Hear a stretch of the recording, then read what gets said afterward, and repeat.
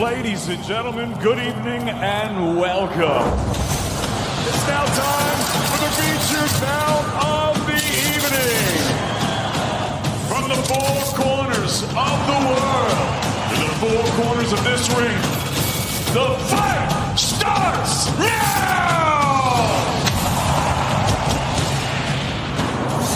This is something that comes along every now and then in generation, and it's special. And it's no hype. I'm telling you, it's special. No respect to this guy. Let's go. Now he's got the fire in his eyes. You better believe it now. That was something special. Chisora gets the win. 20 rounds, strong team victory. It is over. Her professional record, a perfect one. Remember, capture the body. Great finish from a great finisher. It was Lamb versus Lion. And still the undisputed champion of the world.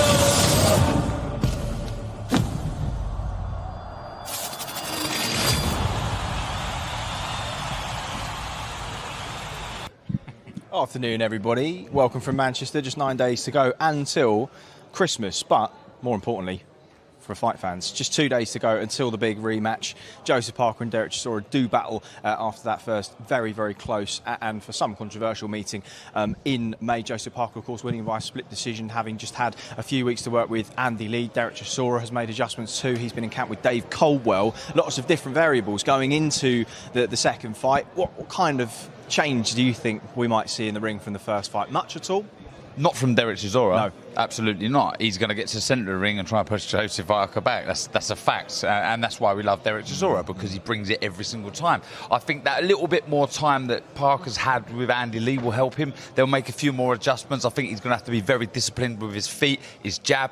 Doesn't want to be too greedy, but can't let Derek Chisora get the momentum on the front foot. So I've no doubt this is round 13, and I think this will be better than the first fight. Busy night for Andy Lee and Dave Coldwell, both in opposite corners for that main event. Of course, Coldwell was in the corner with Andy Lee the night he won his world title against Matt Korobov about 7 years ago now, and they'll be in opposite corners for that main event. Andy Lee, of course, also going to be in charge of David Nyika on fight night, and Jordan Thompson, who looked unbelievably sharp on the pads as well. This is a really good undercard from top to bottom, really, isn't it? It is. I mean, I felt they had a lot to live up to from last weekend. Yeah. I thought last weekend was good, some real talent on there, but this weekend on paper you think, wow, it's really good. The two cruiserweights you mentioned there looked really, really good yesterday. Looking forward to seeing them in action. Nico, I've not seen him. I've only seen little clips of him. Very talented fighter. And Jordan Thompson, wow, I mean, what a real talent. And I was just saying down there to Cyrus Patterson, who's obviously on the bill, what a time to be a young, talented fighter. Yeah. With all of these opportunities that are coming around, the money that's there, and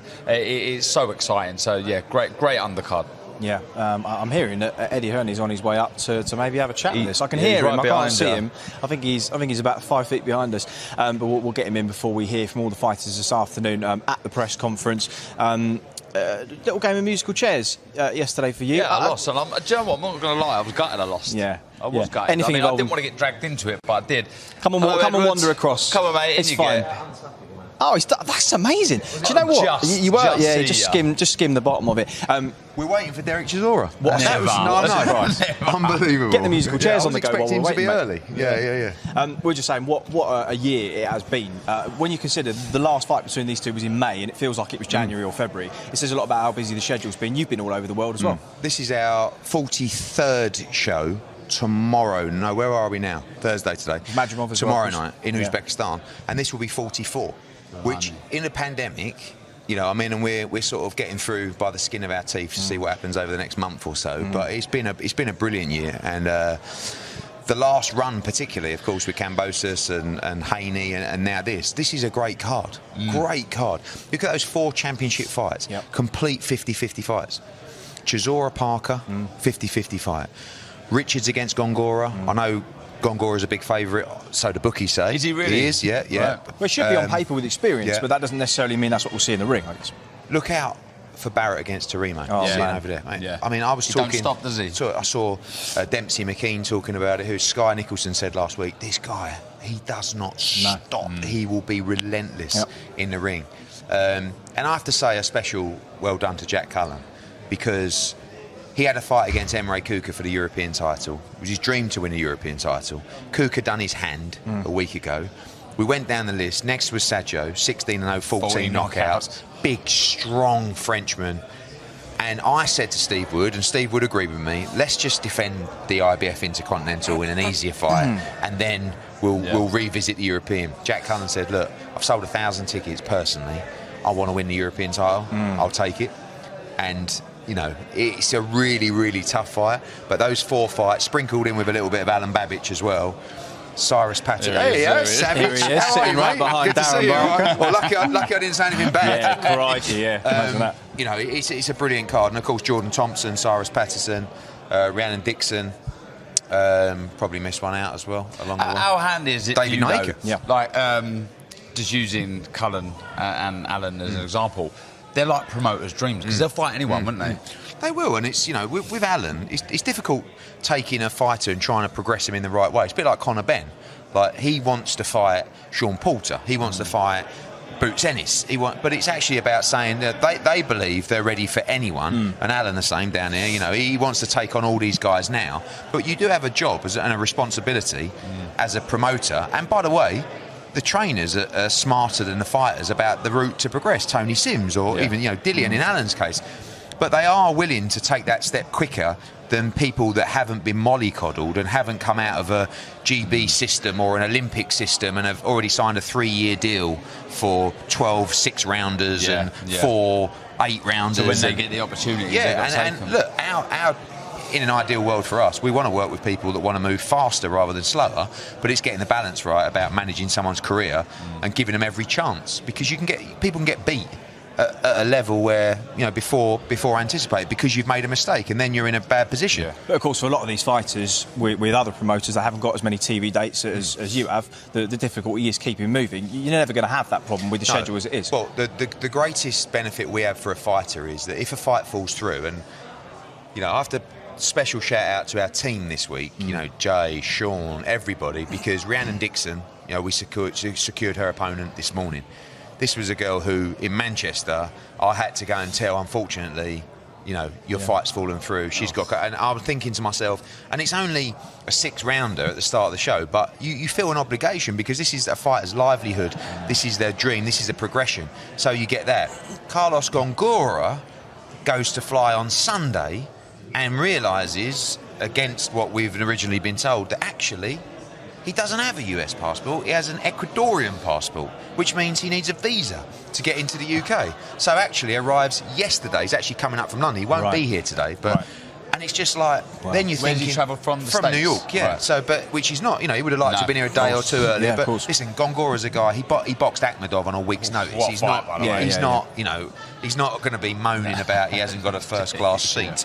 He got business class, it was expensive. But at the same time, this is what you don't see behind the scenes. I just told Lerone Richards, he was like, he knew nothing about it. And I was probably 2 hours away from having to tell Lerone Richards and Dave Coldwell their fight was off. And at this stage, with the way the world is at the moment, it's just, you're just hanging on to every fight for dear life. Yeah. Do you know what I mean? Just in the hope that, and listen, we've still got 48 hours to go. Who knows? I'll tell you what, some of these young lads that have come from the GB setup, they've had some hardship, you know, when they missed out. Cyrus Patterson, for example, missed out in the Olympics. I guess that bit of mental toughness that they've got coming through will help them bundles, won't it? Because you forget in this game, it's so difficult with fights falling through, etc. I like fighters that have had a little bit of disappointment and just given them that little chip on the shoulder. Whether that's an Olympian who was supposed to medal and got beat by a bad decision, or, you know, and didn't medal, particularly if it's someone from the GB podium squad that didn't get a place in the Olympics. One of the best examples of that is Callum Smith. You know, going back to 2012, where most people expected there's a good chance he'd be on the Olympic team, didn't get selected for the Olympics, became the fastest world champion, and you know, the one who went away and actually built his career while all the other Olympians were deciding where to go on holiday and then come back, and Callum was already 8-0. Do you know what I mean? So I think there's a lot to be said, and you know, those fighters are tough to beat. I think it doesn't mean that if you're an Olympian or if you had, you know, a great grounding as an amateur, you can't be that same tough and rugged and sort of relentless fighter. But I do feel like if you haven't, look at Alan Babbage. You know, like good amateur pedigree, but at the same time, was never given anything. No. You know, had to basically find a way. And there's a lot of sort of hidden gems out there that, you know, you sort of emerge out of nowhere. And another guy over there, sitting over there, is Bruno Cerrimo. You know, you listen to his story. Incredible. You know, and I guess if you've got plans to do Matchroom Australia, if these people come through these fights... But that's what he's looking at. You know, he's looking at now going, oh, my God, I beat Zelfa Barrett here. I've got the George Kambosos fight, you know, show that I could go on. You know, Matchroom are coming over. It's life-changing. Yeah. And, you know, the worst thing you can come up against in a ring is someone that will do absolutely anything to win. Yeah. And that is Bruno Cerrimo. And this is going to be a real tough fight for Zelfa Barrett. Going to the top of the bill, how do you see that one panning out? I see it all over in 8 rounds. Do you really? Either way, yeah. I think Chisora is so long in the tooth, I don't think he can be bothered to go 12 rounds. He's prepared to do it, and he'll go in the trenches, but I think he's thinking, I'm sick and tired of going points, because he thinks he gets robbed in every fight, right? Now, we know that Usyk won that fight against him. The Parker one was very close, could have gone either way. But in his mind, he won that fight easy. So I think right now, Chisora's going, I'm not interested in going 12 rounds. I'm going to throw the kitchen sink at him. And if he wants to knock me out in the 8th or 9th round because I'm out of juice, so be it. Yeah. And I think Parker will look to make a statement in this fight. He needs to, by the way. More time with Andy Lee. Yeah, exactly. Both of them. I mean, look, you've got Coldwell now on board with Chisora. Andy Lee's fantastic trainer as well. Parker looks in good shape. I feel like Parker's a little bit of an underperformer sometimes. Do you know what I mean? Like, he's, you know, when he won the world heavyweight title, you thought, he might go on now, and he kind of regressed a little bit. And, you know, boxed AJ. I know it was AJ, got beat there. Boxed Dillian, didn't start well. Doesn't seem to start well in fights. I think he's going to be looking to start fast in this fight.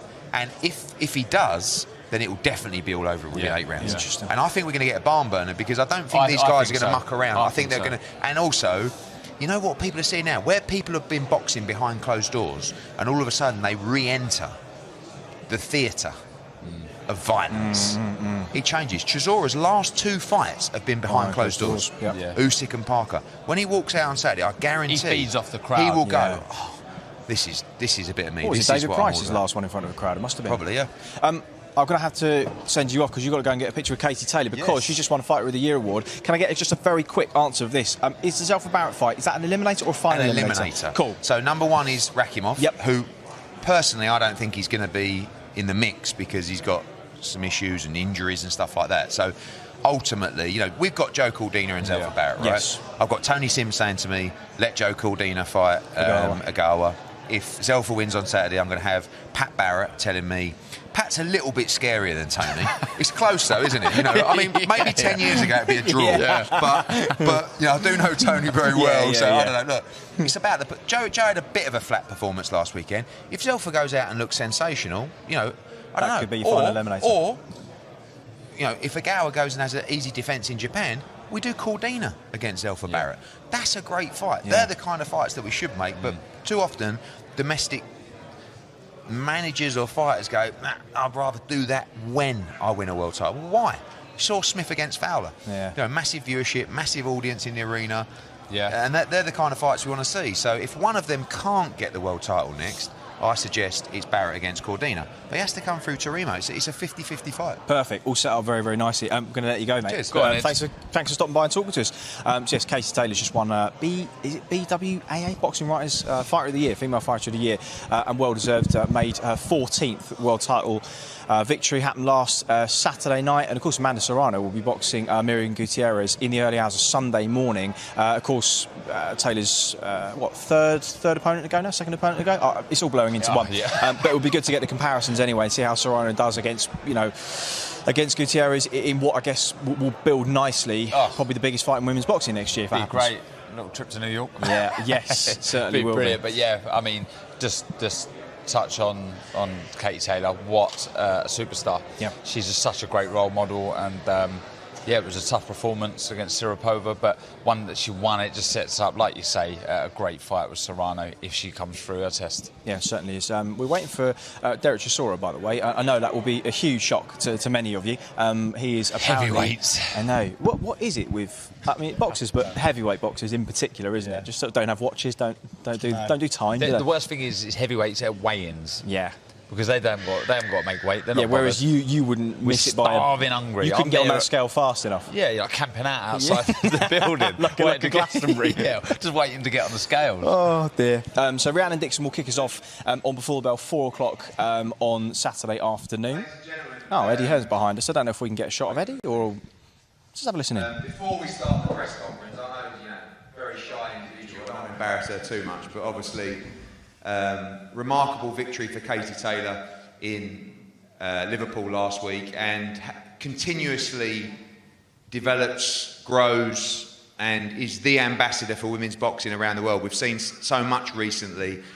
So many great female fighters come through. In my opinion, they all do it because of this individual, and fittingly, today, we award her with a double award, which is 2019 and 2020 Boxing Writers Association of America Female Fighter of the Year. Round of applause, please, for Katie Taylor.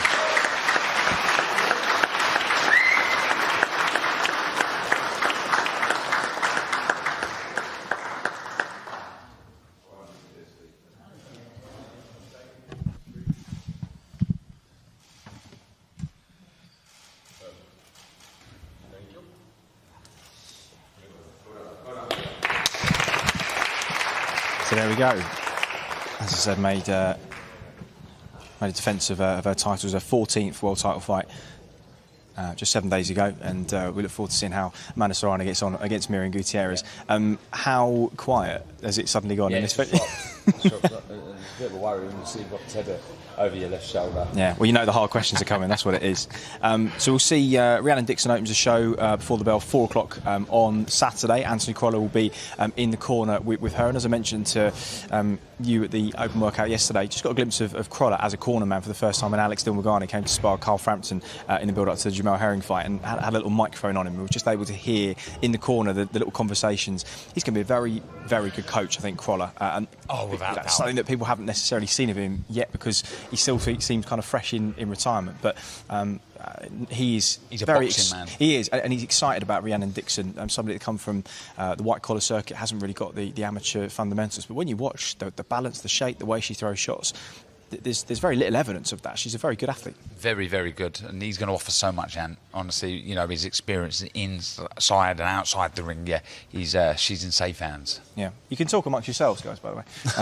So we are, the people just taking their seats at the press conference table. There was a bit of a hush around the place here, but Derek Chisora, we're here, he's on the way, don't know where he is. It'd be nice to have a sort of GPS on him at all times, wouldn't it, during fight week, just so you had a clue how long we're going to be waiting for. Well, when he nips out of Manchester, one of them electric collars. Yeah, it'd be good, just like when you chip your dog. To be honest, I could do one of those for you, actually. And I was just saying, the last time we were here, I think it was the first year we did the shows together, and I think the stage was over there, and we'd only been working together maybe 4 months, and you'd missed your train, so you were about 20 minutes late. I'm never late either. No, you're not, actually. And I had to do the first 10 minutes on my own, and it was really weird, actually. So I'm glad that Sorry, mate. No, that's all right. I'm glad that was the last time. Cyrus Patterson will be in action as well. He's sat down at the press conference desk. His third contest at the Berkeley Boxing Club. A valuable member of Team GB, a welterweight who just kind of playing with his weight. His first couple of fights, he'll weigh in 151-pound limits tomorrow. I think we'll probably expect him to fall as a career super welterweight. He's up against Evgeny Vazem from Russia. That's a 6-rounder at welterweight. Second on the bill on Before the Bell Saturday. And then Jordan Thompson, who's just looked in excellent form, and Andy Lee, highly rated 6'7" cruiserweight, back out again after a destructive performance. With 2 years out, and showed, well, virtually no signs of ring rust, did he? No, absolutely not. I mean, again, what a career he's got in front of him. He's got to keep working hard, learning, but he's got all the talent in the world, and tremendous power in both hands. He really has, and a good division domestically. Certainly is. After that, we'll have Sandy Ryan back out for a third time. She was excellent against Kirsty Bavington in her debut at Fight Camp, and followed that up with a really good stoppage out in, where were we? Milan, wasn't it? Her second one. Yeah, it was. The vicious body shots, and she's in action just before we go live on Dazn at 6 o'clock local time here in Manchester. David Nika will be kicking us off against Anthony Carpan. That is over 4 3-minute rounds, and then Alan Babbage returns to action. He's no longer sitting behind us, so we can say he's up there. Whatever. Parker's just arrived. He's one of his sparring partners, Marco Milan, just sitting down behind us, and his coach Leonard as well. And there is Joseph Parker. You can just see behind us. stepping in. He's got Sonny Bill Williams with him this week. Did he beat you? Who was eliminated first? I went out first. Crawler. Embarrassing when you're out first. Like getting hit really last in quick, PE, isn't it? A little whip hit he got on that chair, yeah. and I nearly fell over. I don't know how Sonny got enough, if I'm honest, but he's a unit, nearly broke my hand. But pleasure to meet him, honour. You just had a quick chat with Alan Babbage a few moments ago. What did he say his plans are for next year? Looks like Bridgerweight. Do you think so? I think so. Maybe yeah. Oscar Rivas eliminator I at some think so. point? He said he's number 3 with the WBC at Bridgerweight. Obviously, Rivas the champion. I think it's something they can make, and I'm all for it. All for it. Carlos Gongora is pursuing his aim to become Ecuador's first ever world champion. He's currently the IBO holder, but of course not one of the 4 recognised sanctioning bodies. He's up against the former European, British and Commonwealth super middleweight champion, Lerone Richards, and he's, I think, well, an underdog according to the bookies, but he could make this a very, very awkward fight for Gongora Saturday, couldn't he? I mean, foot speed, hand speed, he can't be greedy, he's got to be very disciplined. Gongora can really punch. He can take a punch, he's tough, he's made a good stuff. So he's going to have to be switched on Lerone. He's going to have to be at his best. And I think this is brilliant matchmaking. This is the perfect opponent for Lerone Richards. Yeah, you would have heard Eddie Hearn just mentioning the Akhmedov fight that he took on about 2 or 3 weeks' notice this time last year. And I think Akhmedov, all action as he is, thought that he could stick it on in the first 5 or 6 rounds. And because it was late notice that he would fade. And actually, the opposite happened. He got stronger. He mixed fire with fire. He was cool amidst the storm. And a hell of a knockout in the 12th round. 2 uppercuts. I mean, the shot selection from Gongora is so good. He's got a bit of everything. He mixes it up so well, head and body, and he found 2 absolutely monstrous uppercuts to finish the job. So yeah, that is a really, really good fight. Oh, it's a nice soundtrack to our entrance for... Is it an entrance for Derek Chisora? There he is, yeah. Purple Rain by Prince. I wonder if he's requested that. like a WWE walk-on. Well, he's finally arrived, 21 minutes late, but you know you've got a beatbox. So Derek Chisora has sat down. All the fighters are at the desk for the press conference. So let's hand over to Eddie Hearn. Thank you, Derek, and thank you to everybody in attendance today here in Manchester ahead of a huge night of boxing this Saturday, live and exclusive on Dazn all around the world from Manchester Arena. Huge crowd expected as we wrap up what has been a sensational year against all odds. Tomorrow night we have our 43rd show of the year in Uzbekistan. Saturday night we have our 44th show of the year in Manchester, and I think it's one of the best shows we've put on so far this year. Of course, the main event, the heavyweight blockbuster, the rematch between Derek Chisora and Joseph Parker. Just one of 4 brilliant 50-50 championship fights on this card, littered with great young talent and fighters emerging on the World Championship stage, and we're going to hear from all them shortly now. I want to say a special thank you to the Matchroom Boxing team across a very difficult period of flying fighters in, matchmaking. We're good to go with all our fights. Carlos Gongora, who arrived yesterday, he's on his way up to Manchester, will not be here today, but he's here, safe, on weight, ready to go for a big, big fight against Lerone Richards, which we'll come on to again shortly. And so many great fights on the card. We're going to start with, I think we'll start with Alan Babbage. Savage, welcome. A late addition to the card. You wouldn't have it any other way. I don't think you would be the same fighter if you had 8 weeks' notice for a fight. But the opportunity to get out in another fight this year, and looking forward to a big show on Saturday. Yes, thank you very much. And listen, 2 weeks ago you slide into my DM, you want to fight. I say, yeah, let's go. You know, so people have routine victories, I have routine knockouts, and I think Saturday is going to be another routine knockout. You know, I'm going to operate like John Wick. Obviously, Alan, fighting's everything for you. When someone slides into your DMs, is that your most preferable content to offer you a fight? Well, anyway, is my preferable contact. You know, as long as I'm here, you know, I like this. I like this living. I gave it all to boxing, and for the next 5 to 6 years, I just want to box. I don't want to do nothing else. You know. Obviously, you know about the talks with Dillian Whyte and your team to move forward with a shot at the Bridgerweight world title. We want to go and fight Rosansky in a final eliminator in January, and then move on and fight Oscar Rivas for that world title. But obviously, we expect a good, strong challenge for you over 8 rounds on Saturday, but looking forward to fighting for that first world title, hopefully in the first half of 2022. Yeah, let's go. Like I said, I have a brilliant team with you and Dillian White, and we are going for the Bridgeweight title, you know, and I'm really into it, and let's go. I'm gonna give my whole life to it, and I'm sure we're gonna get it. Well, I know the fans in Manchester are looking forward to seeing you in action on Saturday night, as are the fans to see Rhiannon Dixon. Rhiannon, you were one of those people, after the disappointment of Liverpool, last night we were there trying to still secure your opponent. We've done that.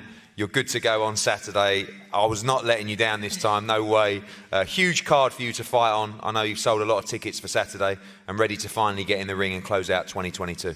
Yeah, it was a bit frustrating hearing, you know, my opponent potentially like pulled out again and, you know, all the mix-up of this week, but I'm just excited to get out there on Saturday. Obviously, you saw Katie Taylor get the Female Fighter of the Year there. Great performance from her last week. Sandy Ryan next to you.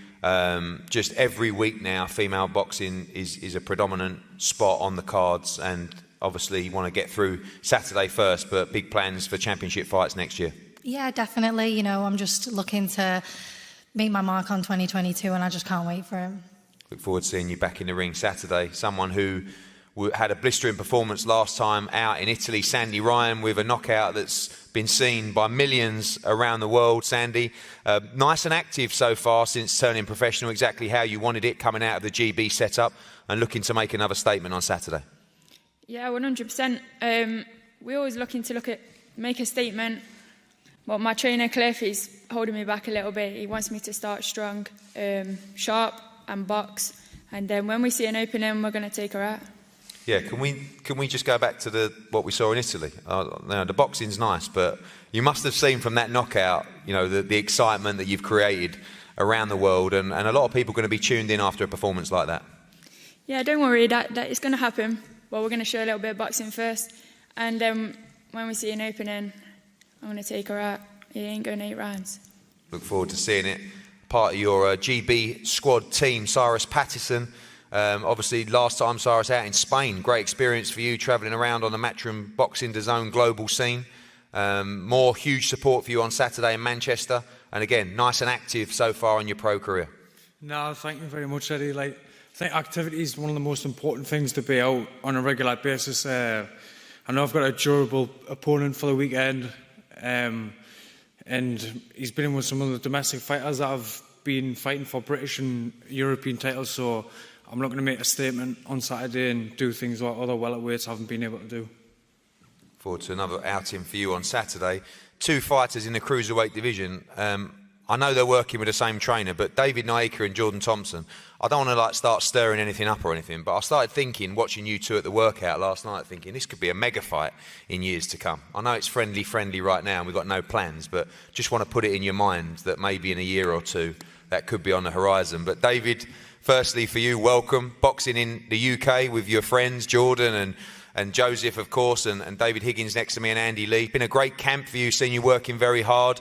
Great Olympics for you, of course, medaling in Tokyo, but back to the pro scene now for an important fight for you to end the year.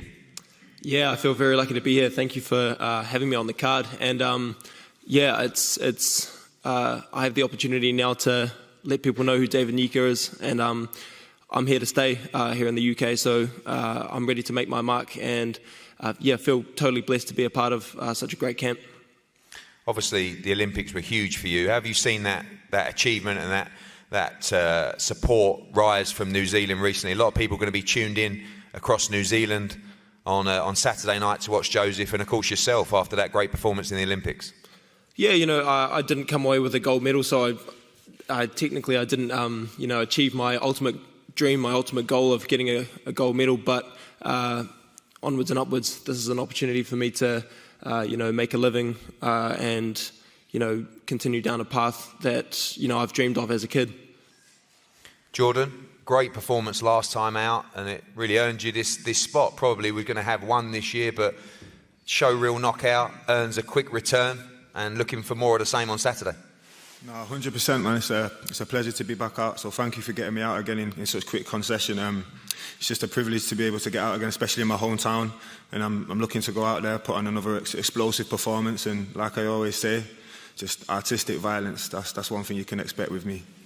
Obviously, a great domestic scene in the Cruiserweight division, and now you've had these 2 fights ready to go with your team and Brian and everyone to look at moving into a championship fight pretty much straight off the bat, 10 rounds, probably around springtime if we can get the victory on Saturday? No, 100%. I mean, the cruiserweight scene domestically is buzzing right now, and I definitely see myself getting amongst that and coming out the top of the crop. So, like I said, I've got an amazing team in place, got an amazing promotional team, very good management team, and I'm looking forward to what next year brings, but definitely titles on the horizon next year, no doubt about it.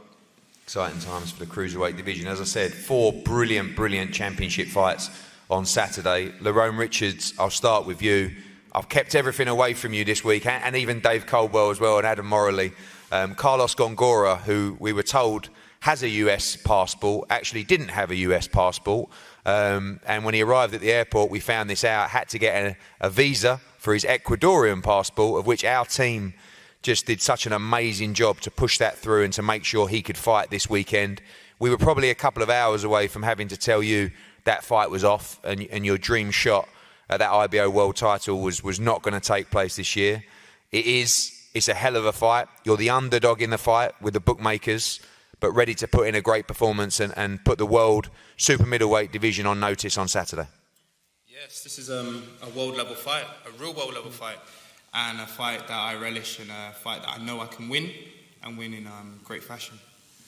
Obviously, both of you guys quite widely avoided at different levels. You've come through, obviously British, European. People see you as very, very difficult to beat in that fight. Gongora took the Akhmedov fight, Gennady Golovkin's protege, on, I think it was 10 days' notice, knocked him out in a fight of the year. He's a guy that's had to look for opportunities as well. This is a really good fight to push one of you right to the top 10 rankings in what would be all the governing bodies. Yeah, the winner of this fight, which will be me, we can push on to world level, and yeah, I'm excited about this fight. It's an opportunity for me to showcase my skills at the higher level, shut doubters up, and yeah, once I win this fight, the future's bright. Carlos Gongora against Lerone Richards for the IBO Super Middleweight Championship of the World. Brilliant fight, as is this one.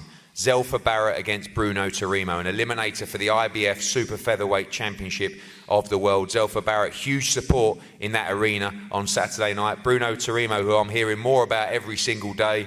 It is a brilliant fight, such an important fight for both men's career. Bruno, I'll start with you. One thing that I've seen with my own eyes and been told about is that you are small for the weight. You're a guy that can fight as low as Super Bantam. Took opportunities at Super Feather, found yourself world rank, and have an opportunity of a lifetime against Zelfa Barrett this week. Firstly, I want to say thank you, God, for bringing me a save. This is my first time to be in Manchester for the big show. Thank you, Mushroom, for making me to be in the show, the big show in the world. Thank you so much, I appreciate it. And thank you for all my support, my team, in Australia, in Tanzania, for my country. Like you say, I'm coming for nothing. I can fight Super Bantam, but I have opportunity in Australia. They help me, but doesn't have a small weight like Yamwa. But I have to take the big fight with big people, because I have a dream to be world champion, so I can help my family. So thank you so much. I'm very excited to fight on Sunday for the big show. Zelfa Barrett is good fighter, smart, but you know, I'm traveling from Australia, 36 hours on the plane. I'm coming here for win. Appreciate him, like I say, but I'm coming here for win. Thank you so much for all support. One thing that I've seen in comments is huge support from your Australian colleagues. I think Dempsey McKean, one of our guys, said that you just will not stop coming in this fight. Sky Nicholson just said you are absolutely relentless, super tough. Is that what we're going to see on Saturday night? Bruno Tarimo, just non-stop action, will do everything he can to be victorious. You know, like I say, Zelfa Barrett is a good fighter. He's good. He's smart. And me and my team back in Australia, we watching him, we looking him, we working for him. So every fighter I fight with them, they defend. So I'm working for him. Dempsey, he know me. All the fighters, they know me. In Australia, we're training together. They support me. It's going to be a good show on Sunday night.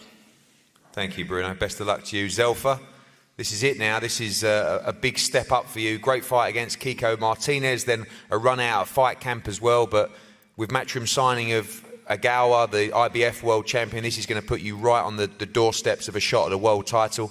Expecting a tough fight on Saturday in front of your home fans. Yeah, of course. Bruno Turimo, studied him, watched him. You know, I know he's a solid fighter. You know, he throws the kitchen sink, and you know he's got a bit of brains about him. But this is my world title fight. I'm not thinking about nothing else from this. You know, he's my target, and you know I respect him for coming from where he's from, and you know the struggles he's had. But you know, this is boxing. It doesn't matter where you're from and what you've done. It's all about what happens in the ring, man. So yeah, I'm excited and I'm ready. I'm more than ready for this.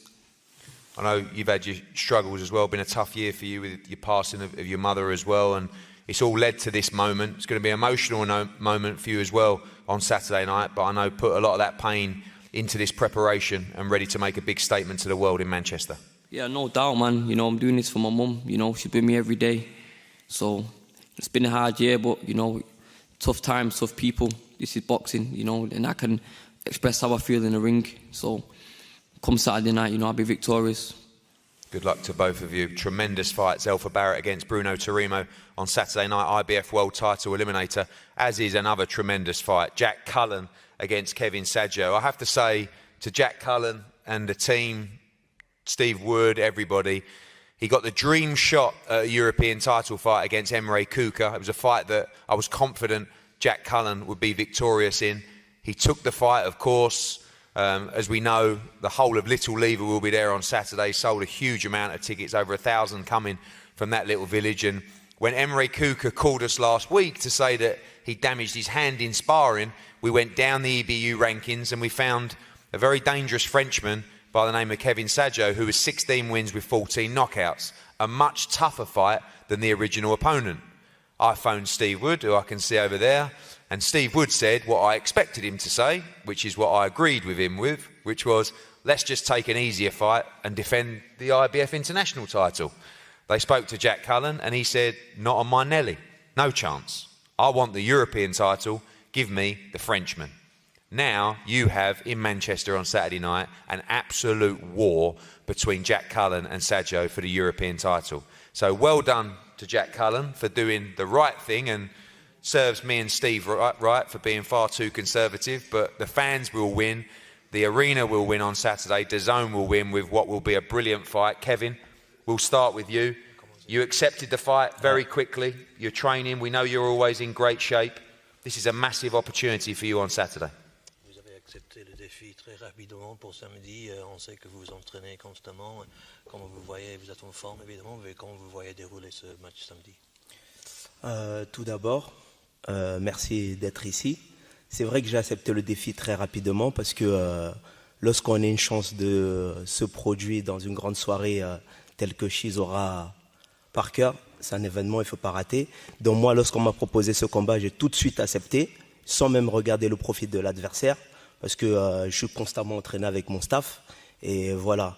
Et aujourd'hui, je suis venu ici en Angleterre, c'est pour boxer et c'est pour rentrer en France avec la ceinture.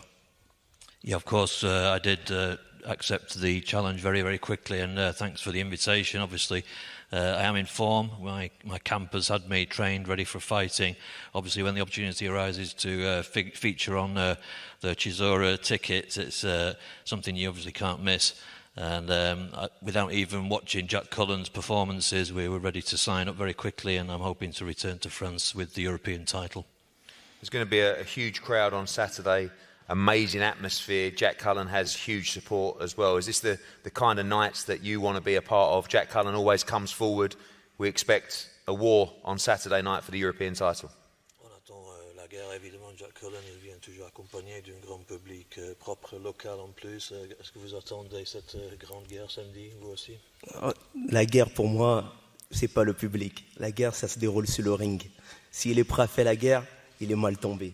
Parce que moi, la guerre, c'est mon domaine.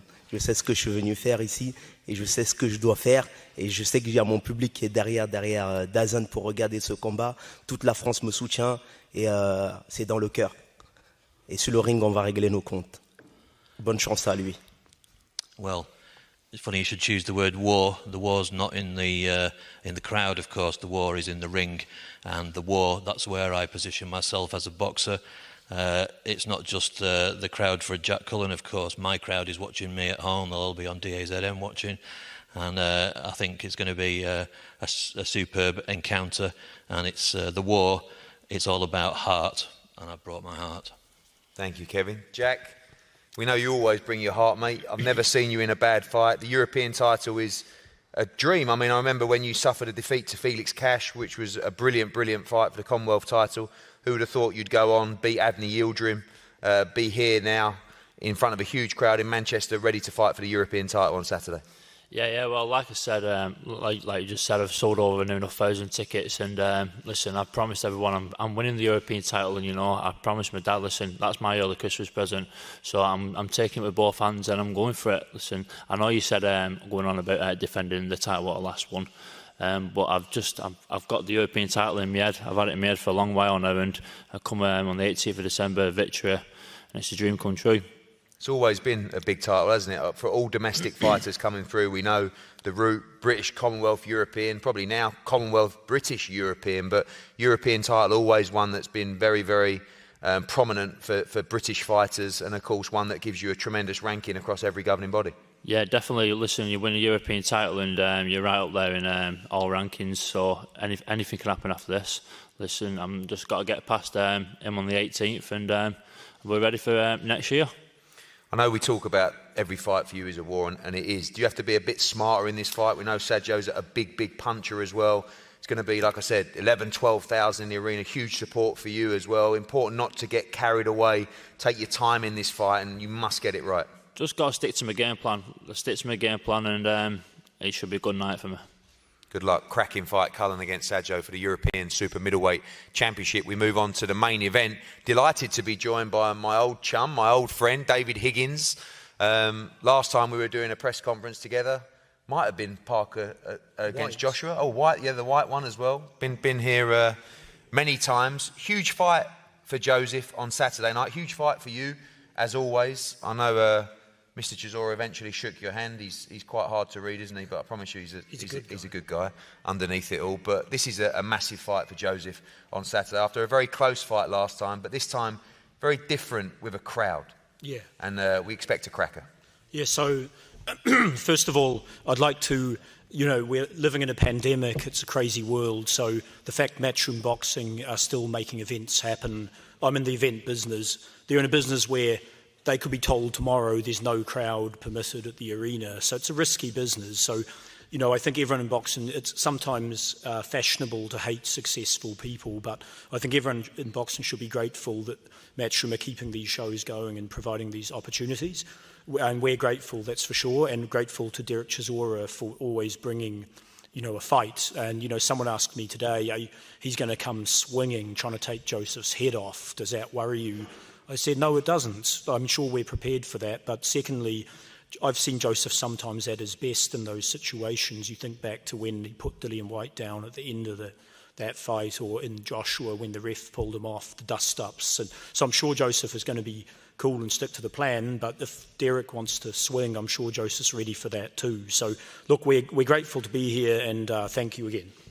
Obviously, a huge commitment from Joseph to fly over the other side of the world. He looks in tremendous shape with Andy. Now had a longer period to gel with his trainer. You know him personally as well. In a good space for this challenge. Yeah, I think it's a Zen camp. I've seen all the camps, and they've prepared extremely well and had more time together. And there's just a steady calm that they know what the job is. So we're on the home straight now. And as for the commitment, Joseph and I actually don't know when we're allowed back home to New Zealand. So, yeah, definitely quite a commitment. Well, I'm sure New Zealand will be very concerned about not having your return, David. I might have to move in. You're more than welcome. Mow your lawn. More than welcome. More than welcome. We've got a few mowers for you. The training teams, two tremendous trainers. I think one of the dynamics of this fight, which is so intriguing is the two quality trainers that stand in hand of these two men, Dave Coldwell and Andy Lee. Dave, firstly for you, Derek seems to be more committed the longer his career goes on. Is that something you've seen in this camp? Tony Bellew always talks about staying up in Rotherham and how difficult that can be, but Derek's done it, looks in tremendous shape and ready to go on Saturday night. I think as a fighter gets more experience under the belt, they get wiser, don't they? And they realise that certain mistakes it might have made earlier on in their career, they can't afford to make as they go on. They just learn, we just get smarter. And I think Derek, when he linked up with David and the Haymaker setup, changed his way he lived, nutrition-wise, looking after his body, not abusing his body, and just keeping it even in between fights, keeping it in maintenance and keeping it running really well. And I think that takes even though you can say, well, we're getting older, what happens there is that takes a length of time for it to really embed in. And with consistency, you get better results in how you perform. And right now, he's performing really, really well. I'm happy with the work that he's done in the gym. I'm happy with his commitment as far as everything's concerned with myself. His sparring sessions have been great. He's in a really good place, and you'll see on Saturday. What do you expect from Team Parker in this fight? Obviously, more time with Andy Lee. Yeah. I personally don't think this fight goes 12 rounds this time. I think they'll be keener to get this one resolved without going to the judges' scorecards. I think the atmosphere in the arena, all those things that were perhaps lacking in that first fight, is that what you expect, a fast pace in this fight and maybe not just to hear the final bell? I don't expect it to go the distance. In answer to your question about Joseph, I think a link up with Andy Lee, I've said numerous times, Andy Lee's a very, very smart man when it comes to boxing. He's worked with two of the best in the business in Manny Stewart and Adam Booth. Sprinkle a bit of Andy Lee's own knowledge himself and the way that he coaches himself, you're going to get results. And as he goes on and develops as a coach, you're going to get fantastic results as he goes on. So I'm expecting a better Joseph Parker. I'm expecting a more aggressive, positive Joseph Parker than we had in the first fight. He's got levers. He's got good balance. He's going to use it in an aggressive sort of manner. I don't think he's just going to look to go to the ropes and let Derek bully him. It's going to be a better Parker. But the same vein is I'm expecting and I'm seeing a better Derek Chisora. And Andy will say that he'll be expecting a better Chisora as well. But the thing when you go into rematches is when you've got intelligent fighters involved, they learn from the first fight. And Derek knows that the shots that Joseph landed in the first fight, I've said to him, he can't afford those shots to land in the second because I expect him to be delivered with better technique. With better technique, they will hit harder, and I'm expecting that. But there's mistakes that Derek made in the first fight offensively that he won't make in this one. And you will see I think you will see a better fight because both fighters will be better. And like you mentioned about the crowd as well, they've underestimated what a difference that makes to fighters like these guys with the crowd. Joseph's a massive name in New Zealand. He's always boxed in front of big crowds, big vociferous crowds, people behind him. Derek loves the crowds singing his name, getting behind him. There's certain fighters where it doesn't affect. Your cool, calculated boxing skillsters that'll think the way through, all the way through, everything's precise. Crowds don't really affect those sort of fighters. Fighters like Derek, like Joseph, like your Conor Benns, people like that, they get that vibe and it adds an extra few percentages. And when you're talking about performance levels in these kind of fights, those little percentages add up. Andy, do you share the common theme of this fight not going the distance that time around? I know you'll take victory by any means, but expect to be a lively encounter on Saturday. Yeah, I agree with everything what Dave said. And I know how much Chisora will have improved with Dave, because when I won the world title, in my corner, assistant Adam Booth was Dave Caldwell. So I know all about him. And John Hill, by the way. So I know how he will help improve Derek Chisora. And listen, to be honest, after the first fight, when the bell rang, I thought they were going to give the decision to Derek Chisora, and I said it to him in the ring. I was completely honest. I said, I think you probably won this. We got the decision, and when I watched it back, I thought Joe won the fight. And I would also agree with Dave that we won't be negative. Joe's going to be a lot more positive. He will stand a lot more and fight a lot more and be a lot more consistent with his attacks. And yeah, it should make for an excellent fight. If he's going to do that, and we know what Derek Chisora is going to do, we expect a really great fight between these two on Saturday night in front of a big crowd again, which will make a big difference. It was difficult, wasn't it, behind closed doors? I mean, as a trainer, perhaps to get your fighter in the mode. And you can hear all the voices, and if anything, the crowd being there will be a benefit to Chisora more than Joseph, because he will feed off that and the energy, and he's a big favourite. And it's like the old saying, you die a hero, you live long enough to become a villain. With Chisora, it's almost the reverse, where he's now the hero, and people love him, and they love his fight style, and he's given us great fights over the years and great entertainment. But we're here to do business. It's all of this lamenting each other and praising each other. When Joseph gets in that ring, he'll be a different Joseph Parker in terms of the spite he has, mentally and physically. And and I'll just finish off by saying cheer to the Makapunas at home, and we'll see you all Saturday night. Thank you, Andy. Del Boy, kind of get the feeling you're not a lover of these press conferences anymore. Eddie Hearn, pay me to talk. Oh, no. How much is that? Well, you can't talk. That's a shame. You're going to put it on your phone? Are you not going to talk? Anyone got a couple of... All right, I'll go to Joseph. Joseph. Yo. Don't have to pay you to talk, do I? No, good. Okay. Ready to go on Saturday night. You look in tremendous shape. Great camp. Ready to go. Expecting a tough Derek Chisora on Saturday. Yeah. First, it's great to be back in Manchester with the team. Got Ben, Stephen, Osman and Sonny Bill Williams at the back. Good to have you guys here. We've had a tremendous camp, a great camp. And this fight will be different to the first, for sure, 100%. Andy talks about the crowd. I mean, I know you love fighting in front of crowds as well. You did it in front of 70,000 at the Millennium Stadium. You did it in front of 20,000 at the O2 as well. Weird last time? I mean, fighters get asked this question a lot, and some say, no, it made no difference, but I don't believe that to be true. It made a big difference. I think the crowd, I know Derek, he does feed off the crowd. I feed off the crowd too. A lot of fighters feed off the crowd, and just having no crowd, having no noise, hearing specific voices, it's pretty weird. And finally, for you, I know that you're talking about a shot at the World Heavyweight Championship again. That is the aim for you, to become a two-time world champion. Do you need to put in an impressive performance?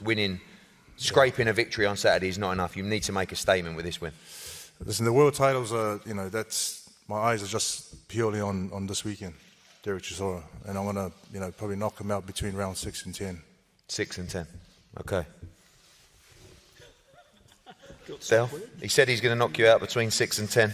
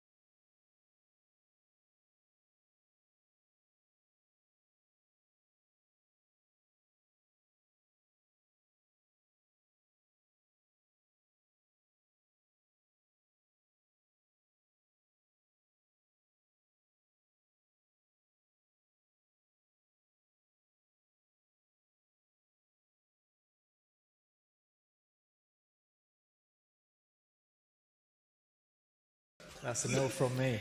We're not going to get any words from Derek Chisora, but we're going to get a great fight on Saturday night, and we're going to get a great show finishing the year in style, live on Dazn around the world. Derek Chisora against Joseph Parker, the rematch at Manchester Arena. 3 other great championship fights as well. Of course, Jack Cullen against Sadjo for the European title. IBF eliminator Zelfa Barrett against Bruno Torino. IBO Super Middleweight Championship of the World. Lerone Richards against Carlos Gongora. Sprinking Sam Alan Babic. The brilliance of the young cruiserweights David Naika, Jordan Thompson. GB star Cyrus Patterson and Sandy Ryan. And Rhiannon Dixon in action as well. Do not miss it this Saturday, live on Dazn. We will see you there. Well, that was weird. That was weird. Do you think he knows what he's doing? No. Well, he turned up with the beatbox, so I guess some music was part of his act. Is that why he was 21 minutes late? Because I've got to be honest, if I was 21 minutes late, I'd want to come up with something a little bit better than that. Just being honest. OK, well, there we go. That was Derek Chisora. Absolutely insane. Well, it sets things up. I guess the positive to all that nonsense was, I think the fight is going to be a better fight than the first one. Sounds like Joe Parker's in a much better place mentally. And they're talking about the crowd. That's very obvious. That's going to play a big part. Joe saying that he'll feed off the crowd as well as Derek. No doubt. This is round 13, and it's going to be a cracker. OK, so we're going to watch a few of the fighters do their head-to-heads now. So there were 10 fights on the bill Saturday night, live from the Manchester Arena, 6 o'clock local time, on Dazn around the world. Darren, you'll be calling, what, the last 4 or 5 with Mike, I think, because Andy, of course, is going to be fully occupied. I'm going to be calling the first 4 with none other than Fabio Wardley, who's been in camp helping Derek Chisora get ready. I think stylistically a very, very good fighter to help replicate what Joseph Parker brings, the hand speed, the balance, the spitefulness, the punch power. I couldn't think of anyone better, really, in the UK, probably to replicate what he might bring. Really good sparring. On Saturday, so it'd be good to try and get an insight with him, and we'll have that conversation while the fights are going on in the early part of the show. The pre-broadcast on YouTube starting at 4 o'clock. Matchroom Boxing YouTube on the Dazn platform as well.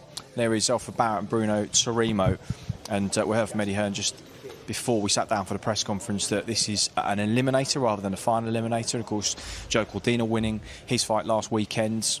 Kenichi Ogawa just now signed to Matchroom, the IBF champion at super featherweight.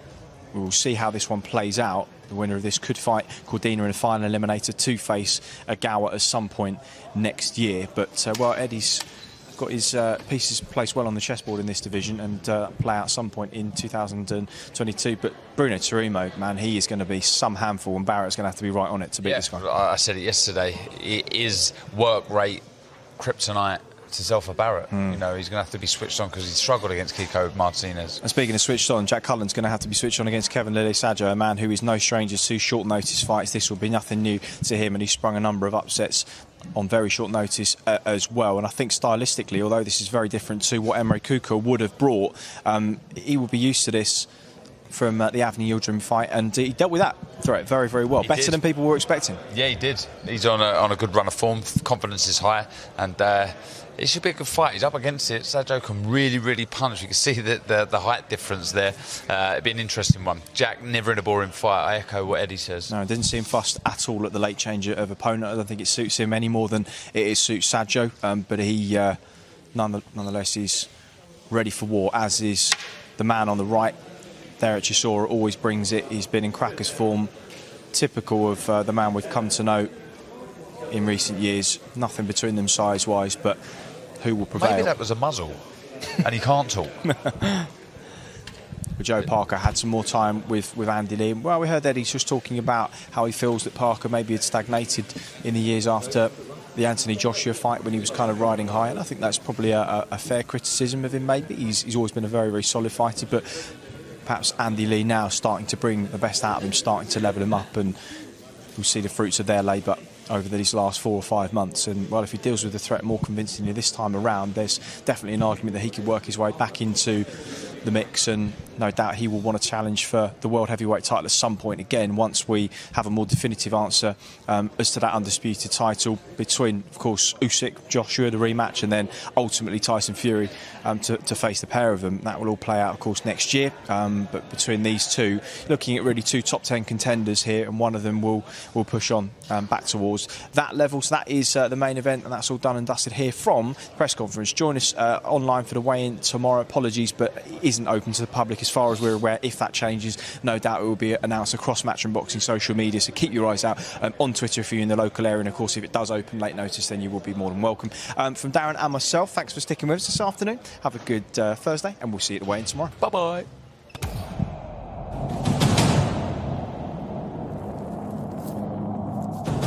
Ladies and gentlemen, good evening and welcome.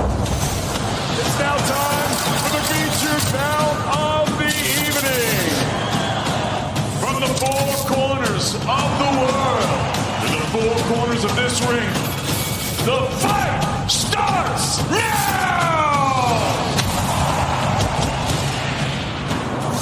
This is something that comes along every now and then in generation, and it's special. And it's no hype.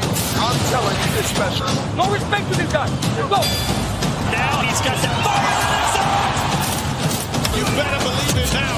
That was something special. Chisora gets the win. 20 rounds, strong team victory. It is over! Her professional record, a perfect one. Remember, capture the body.